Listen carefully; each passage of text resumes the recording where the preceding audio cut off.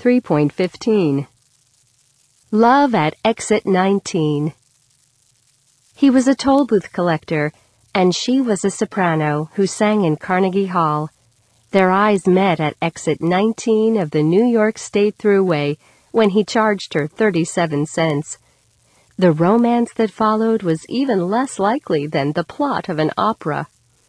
Sonia Baker was a frequent commuter from her home in the suburbs to New York City. One day, when she was driving to an audition, she came off the thruway and stopped at the toll booth where Michael Fazio was working. She talked with him as she paid to go through and thought he was cute. For the next 3 months, they used to exchange a few words as she handed him the money, and he raised the barrier to let her pass. It was mostly, "What are you doing today? Where are you going?" she said. They learned more about each other. For example, that Sonia loved Puccini and Verdi, while Michael's love was the New York Yankees. But their conversation suddenly came to an end when Michael changed his working hours. "He used to work during the day," said Sonia, "but he changed to night shifts." Although Michael still looked out for Sonia's white Toyota Corolla, he did not see her again for 6 months. When Michael's working hours changed back to the day shift, he decided to put a traffic cone in front of his lane. He thought, "It will be like putting a candle in a window." Sonia saw it, and their romance started up again. "I almost crashed my car on various occasions," she said, trying to cross several lanes to get to his exit.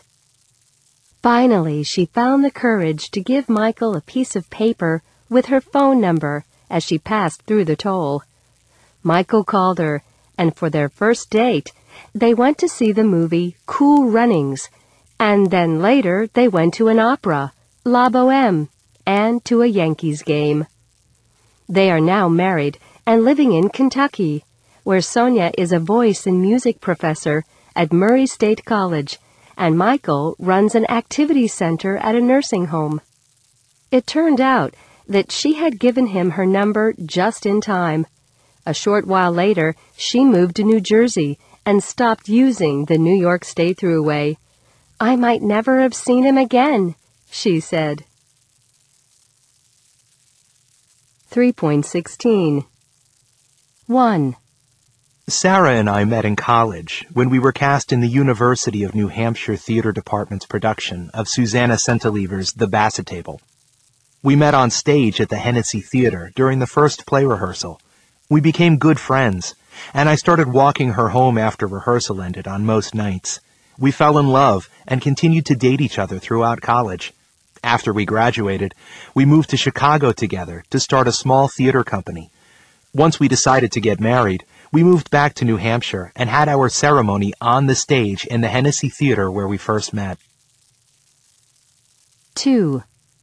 Back in 2005, I was doing the online dating thing. But this is no online dating story. One morning, I received an email from a guy named Dan in Chicago. Apparently, he thought I was the perfect match for his friend Greg in Boston. I can't remember whether I was feeling really optimistic or really desperate that morning, but I agreed to email Greg. We exchanged a few emails, met, and got along really well. I thought it was amazing that Greg's friend was able to pick me out of thousands of women. Well, it turns out that Dan wasn't so amazing. He had actually emailed over 20 women for Greg on the dating site.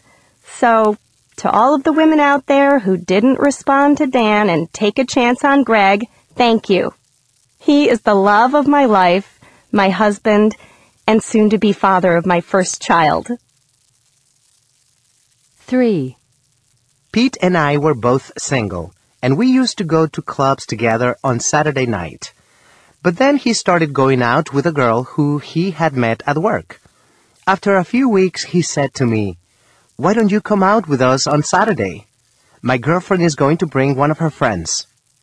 To be honest, I wasn't all that enthusiastic about the idea. I'd never been on a blind date before, and I just couldn't imagine it would be a success. On the evening of the date, I was feeling very pessimistic, and I almost canceled. Pete and I had arranged to meet the girls in a club. We got to the club early, and I remember my friend saying, "Here they are now." I looked toward the door, and I thought, well, I really hope the girl on the right is my date. Fortunately, she was. The evening went really well, and 2 years later, we got married. Pete and his girlfriend got married too, and we're still good friends. We usually meet for dinner about once a month. 4. I was born in Egypt to an Italian father and French mother, but we came to live in London in the early 60s when I was 20. I got a job in a bank, but I didn't have many friends. In those days it used to be difficult to meet people if you were a foreigner. One evening, I went to a dance at a restaurant, and I saw this gorgeous 18-year-old girl get up from her table and start dancing. I thought I had nothing to lose, and I wrote her a note saying that I was standing by the window, and if she would agree to come out with me, could she please smile at me? I then left the note on her chair. When the music stopped, she went back to her chair, read the note, and smiled at me. That was how it all started. When we decided to get married, at first her mother was totally against the idea, mainly because I was a foreigner, and also I was 11 years older than Leslie. But little by little, she got to like me, and in the end, she treated me like a son. 3.17. 1. I usually get up at 8 o'clock during the week. I don't normally go out during the week. Houses in the suburbs usually have yards. Do you normally walk to work? 2. We used to go to the beach for our vacations when I was a child. He didn't used to do any exercise, but now he runs marathons. I never used to like hockey, but I watch it every week now. We used to be close friends, but we don't talk to each other anymore. That building used to be a restaurant, but it closed down last year. Did they used to live downtown? Didn't you used to have long hair?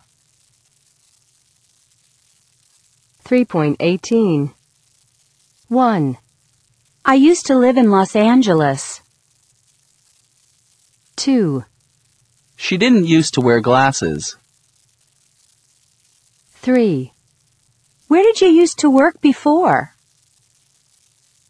4. They used to see each other a lot. 5. Didn't you used to have a beard? 3.19. Relationships. People. 1. Couple. 2. Partner. 3. Fiancé. 4. Roommate.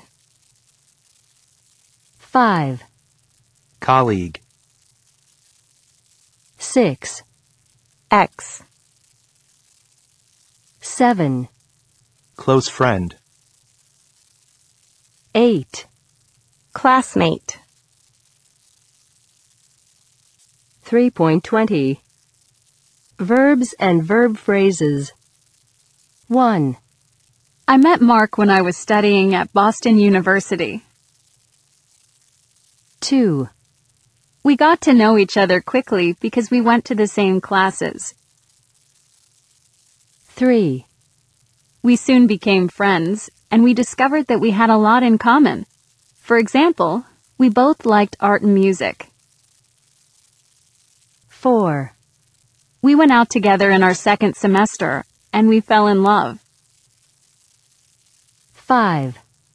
We were together for 2 years, but we argued a lot, and in our last semester of school, we broke up. 6. After we graduated from college, we lost touch because I moved to Chicago and he stayed in Boston. 7. 5 years later, we got in touch again on Facebook. We were both still single, and Mark had moved to Chicago too. 8. This time we got along better than before, maybe because we were older. 9. After 2 months, Mark proposed, and I accepted. 10. We got married last summer. A lot of our old college friends came to the wedding. 3.21. Busy. Close. Close. Conversation. Decision. Discuss. Eyes. Friends. Lose. Music. Pleasure. Promise. Raise. School. Somebody. Sport. Sugar. Summer. Sure. Unusual. Used to. Usually. Various. 3.22. Snake. S. Close. Conversation. Discuss. Promise. School. Somebody. Sport. Summer. Used to. Various. Zebra. Z. Busy. Close. Eyes. Friends. Lose. Music. Raise. Shower. Sh. Sugar. Sure. Television. J. Decision. Pleasure. Unusual. Usually. 3.23.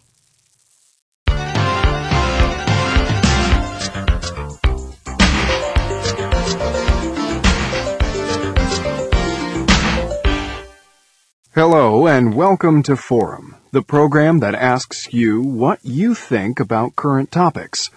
Today, Martha Park will be talking about the social networking site Facebook, how we use it, how much we like it or dislike it. So get ready to call us or text us and tell us what you think. The number, as always, is 555-4318. Martha. Hello.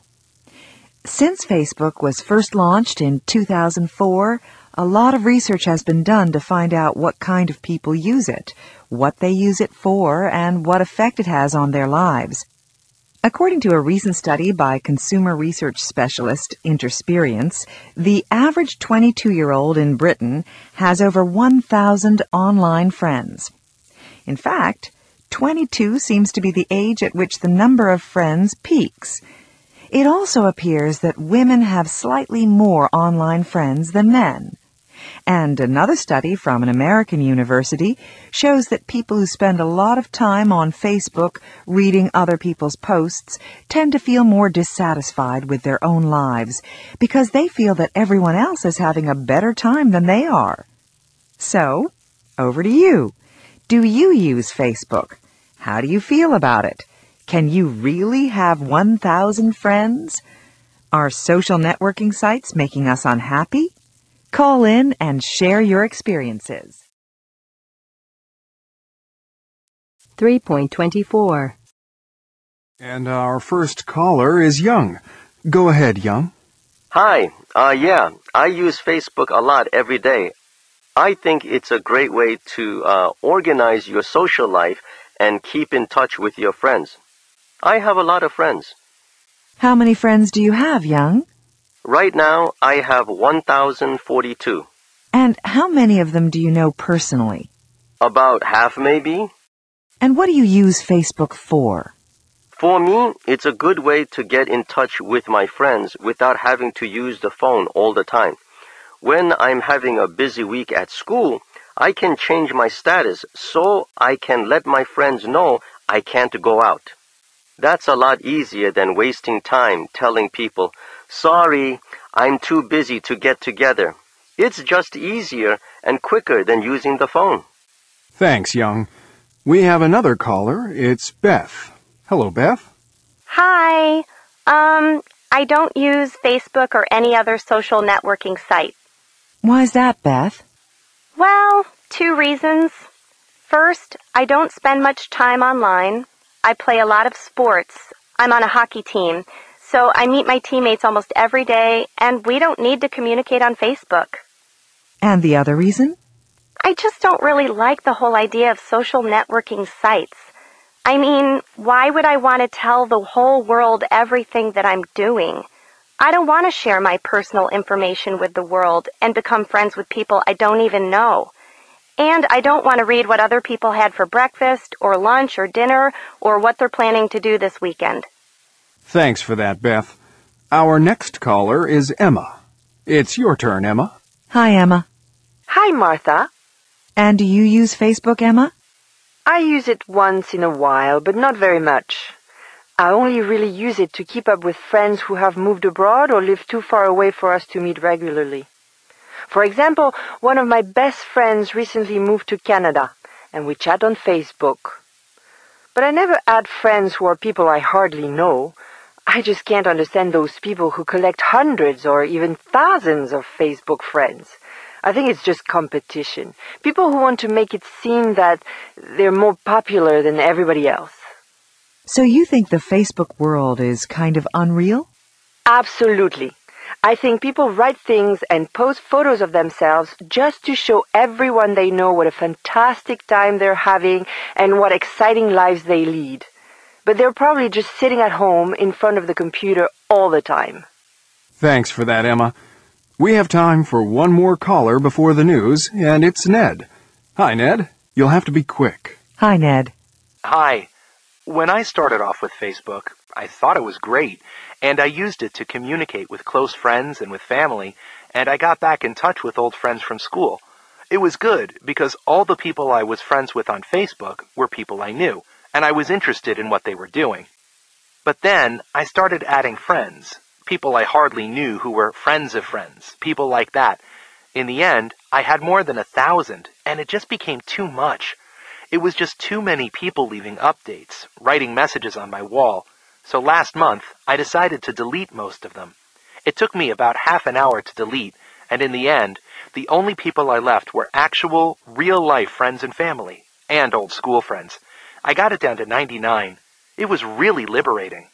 Thanks, Ned. And we'll be back after the news, so keep those calls coming.